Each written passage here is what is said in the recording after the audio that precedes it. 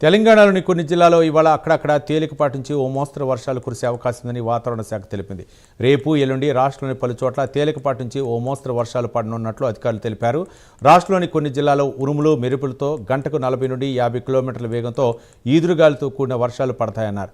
రాష్ట్రంలో గరిష్ట ఉష్ణోగ్రతల్లో రానున్న 3 రోజుల్లో పెద్దగా మార్పు ఉండదని వెల్లడించారు.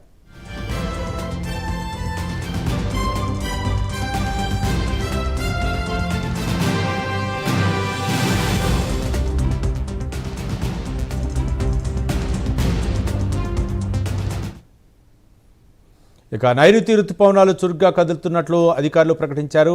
హర్నై, షోలాపూర్, హైదరాబాద్, భద్రాద్రి కొత్తగూడెం, కళింగపట్నం, పారాదీప్, బరిపడ, పురులియా, ధన్బాద్, ముజఫరాపూర్ మీదుగా నైరుతి రుతుపవనాలు ముందుకు సాగుతున్నాయని చెప్పారు.